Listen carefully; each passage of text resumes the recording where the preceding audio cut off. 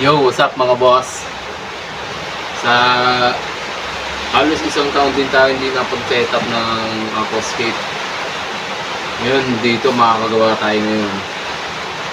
Customize pala tong tank na to ng ano nga yun.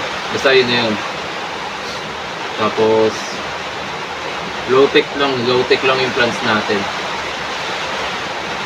Low-tech, tapos may basic aquascape lang gagawin natin dahil short nga tayo sa budget. Short din ng kailangan na budget meal lang ang natin, project natin ngayon.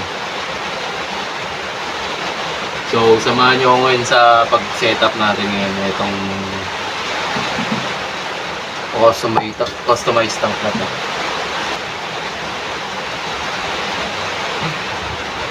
Unahin natin tong rocks. Didikitin natin siya. Kailangan maganda yung pang ito.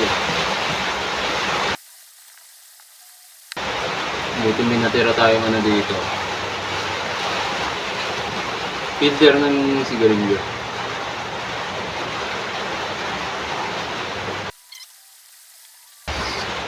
Glue natin oily glue. Nalagyan lang natin siya ng powder na dinurog na rocks. Susuksukan natin ng kapirasong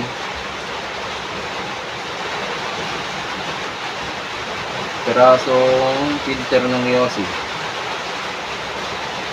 And nalagyan na natin ito.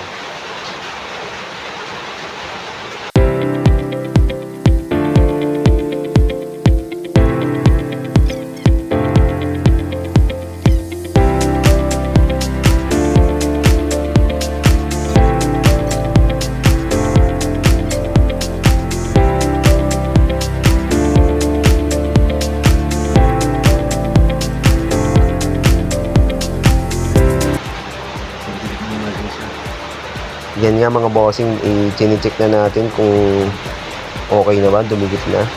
Yun, goods na nga. Ayun, kitang kita, dikit na dikit. Ito, sunod natin.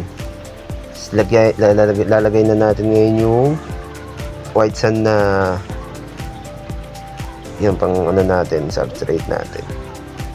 Dapat may substrate pa tayo dyan pinaka bagong mag white sand kahit yung pinagbistayan ba or kahit anong rocks na medyo malalaki, yan, magandang pang substrate. Yan, ayusin lang natin na onte.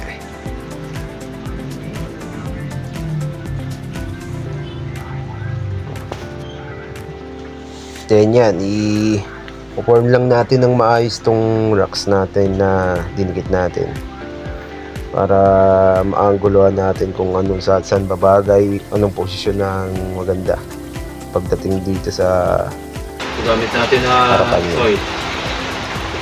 Terra Activa.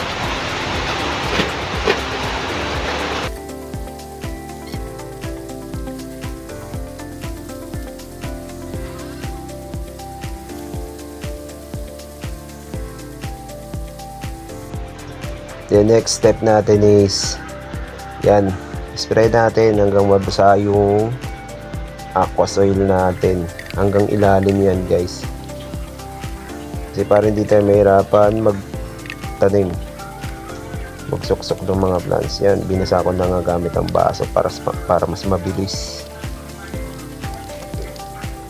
Yan, sa mga gustong mag-avail ng plants, PM nyo ako, i-send ko sa inyo ang accounting Sir Erwin. At ayan na nga, ganyan natin gagawin ng paunti-unting pagsuksok ng mga halaman, pagtatanim, mga live plants, mga low-tech plants lang yan, kasi nga low-tech aquascape lang ang gagawin natin dahil tayo, budget meal lang. Ganda sana kung malalagyan ko ng yan medyo nabitin nga ako sa gawa na to kasi hilig ko talagang kumuha ng mga bonsai bonsai tree sa aquascape.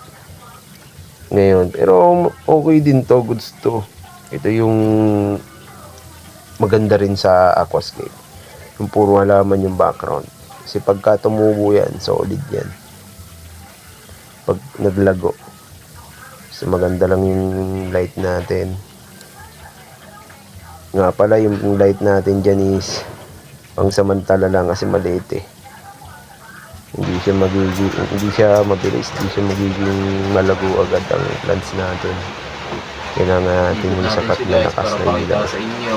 At ayan na nga, itaharap natin sa inyo. Simple lang to guys.